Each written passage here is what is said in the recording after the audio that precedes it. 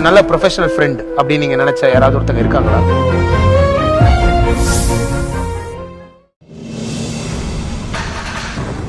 ஏமா, யாருமா நீ?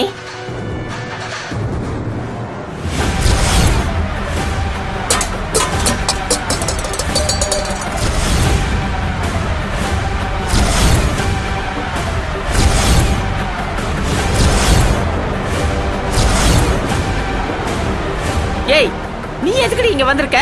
இங்க பாரு, மரியாதை இங்க இருந்து போயிட்டு சொல்லிட்டேன். என் மகன் வந்து உன்னை பார்த்தான்னு வெயி, இருக்கிற கோவத்துல உன்னை எதாவது பண்ணிட போறான்.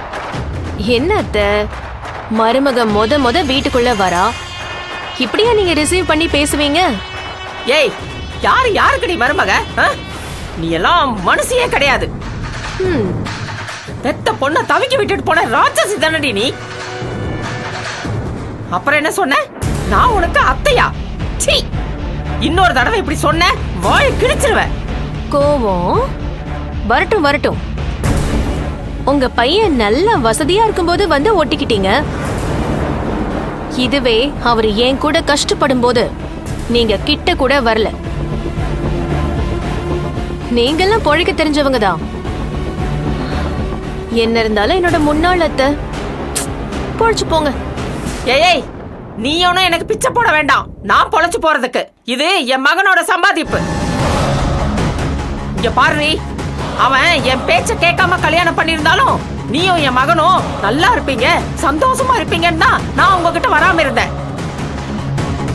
ஆனா நீ அவனை கொடுமையிலடி படுத்திருக்க. இது அப்பவே எனக்கு தெரிஞ்சிருந்தது, அப்பவே உன்னை ஆஞ்சிருப்பேன், ஆஞ்சு. ஓகே, போதும்.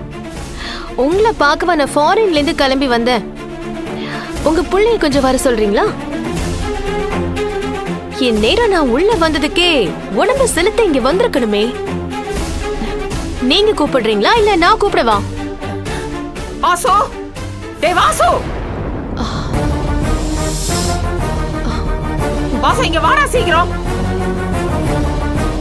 வாசு. என்னம்மா, எதுக்கு அப்படி கத்துற?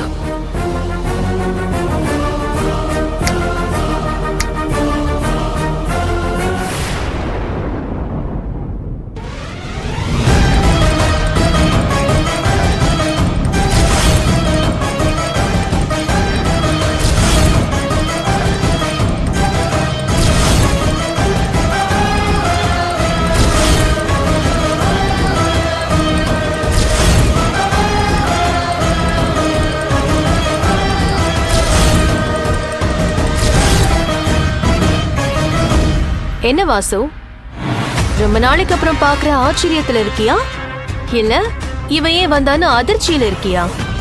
எந்த முகத்தை வச்சுக்கிட்டு நீ எல்லாம் முன்னாடி வந்து நிக்கிற? உனக்குலாம் அசிங்கமா இல்ல? என்ன வாசு இப்படி பேசுற? நீ லவ் பண்ண அதே ஃபேஸோட தான் வந்து நிக்கிற. இத பார்த்துதான் பௌர்ணமி நிலவு அழகில்ல, ஓ முகம்தான் அழகுன்னு கவிதையெல்லாம் சொல்லி வர்ணிச்ச. அதுக்குள்ள இந்த முகம் உனக்கு மறந்து போச்சா?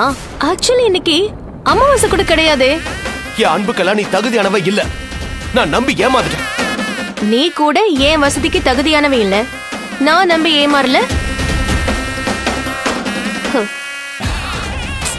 ஆனா இப்ப நல்ல வசதியா தான் இருக்க போல. நீ இப்படியெல்லாம் வருவேன்னு அப்ப எனக்கு நம்பிக்கை இல்ல.